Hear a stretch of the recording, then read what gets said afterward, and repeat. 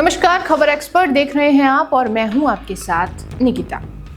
एक तरफ राहुल गांधी महिलाओं की आज़ादी और पितृसत्ता के खिलाफ आवाज बुलंद कर रहे थे, तो दूसरी तरफ उनके बयान पर बीजेपी ने ही सवाल खड़े कर दिए। पुणे के एक कार्यक्रम में राहुल गांधी ने प्रधानमंत्री नरेंद्र मोदी के एक बयान का जिक्र करते हुए ऐसा सवाल उठाया कि जिस पर अब सियासत काफी तेज हो गई है। 22 अगस्त को पुणे में कांग्रेस की ओर से छात्रों की गूंज नाम का एक कार्यक्रम आयोजित किया गया। इस कार्यक्रम में राहुल गांधी ने महिलाओं की आजादी, उनके अधिकार और समाज में मौजूद पितृसत्ता नामक सोच पर बातचीत की। लेकिन उनके भाषण का सबसे ज्यादा चर्चा में रहने वाला हिस्सा प्रधानमंत्री के एक पुराने बयान से जुड़ा रहा। जंतर मंतर में गालियां लड़कों ने भी दी और लड़कियों ने भी दी, बट प्रधानमंत्री कह रहे हैं कि गाली देना कल्चरल शॉक लगा हमें, क्योंकि लड़कियों ने गाली दी। लड़के गाली दे तो कोई प्रॉब्लम नहीं है, उनके लिए अलाउड है, मगर अगर लड़की गाली दे तो कल्चरल शॉक है, शोभा नहीं देता। राहुल का इशारा पीएम मोदी की उस टिप्पणी की तरफ था जो जंतर मंतर से जुड़े एक विरोध प्रदर्शन के दौरान वायरल हुए वीडियो के बाद सामने आई थी। मामला 23 जुलाई का है। जंतर मंतर पर एक प्रदर्शन के दौरान एक नाबालिग लड़की का वीडियो सोशल मीडिया पर काफी तेजी से वायरल हुआ, जिसमें उसने प्रधानमंत्री नरेंद्र मोदी के खिलाफ बेहद ही आपत्तिजनक भाषा का इस्तेमाल किया। वीडियो में इटली की पीएम जॉर्जिया मेलोनी का भी संदर्भ आया था।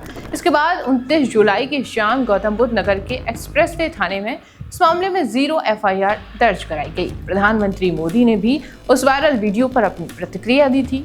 मैं समाज के अंदर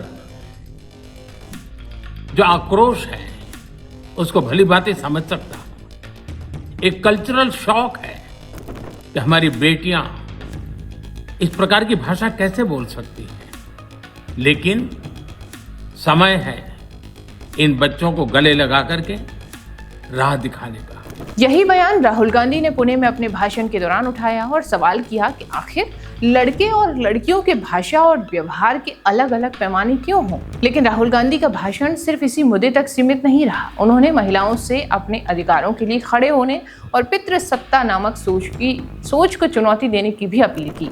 राहुल ने मनुस्मृति के एक कथन का जिक्र करते हुए कहा कि महिलाओं को जीवन के अलग अलग पड़ाव पर पिता, पति या बेटे के अधीन रहने की सोच को स्वीकार नहीं किया जाना चाहिए। उन्होंने कहा कि किसी भी महिला की पहचान सिर्फ किसी की बेटी, पत्नी या मां होने तक सीमित नहीं हो सकती। उसकी अपनी स्वतंत्र पहचान और अपने फैसले लेने का अधिकार उसे होना चाहिए। राहुल गांधी ने इसी क्रम में RSS प्रमुख मोहन भागवत के पुराने बयान और हरियाणा के पूर्व मुख्यमंत्री मनोहर लाल खट्टर से जुड़े एक पुराने विवादित बयान का भी जिक्र किया। राहुल ने इन उदाहरणों को महिलाओं के खिलाफ मौजूद सामाजिक सोच से जोड़ते हुए कहा कि लड़ाई सिर्फ किसी एक घटना की नहीं है, बल्कि उस मानसिकता की है जो महिलाओं को बराबरी का अधिकार देने से रोकती है।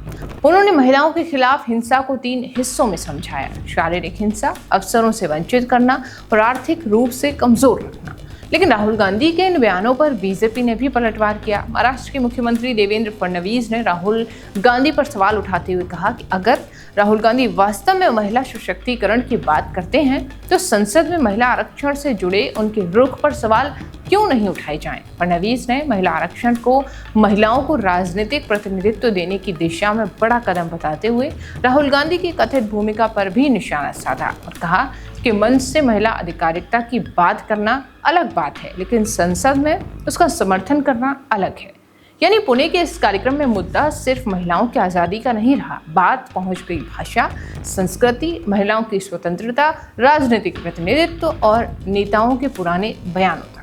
राहुल गांधी का तर्क है कि महिलाओं को बराबरी का अधिकार होना चाहिए और उनके लिए अलग अलग सामाजिक मानदंड नहीं होने चाहिए।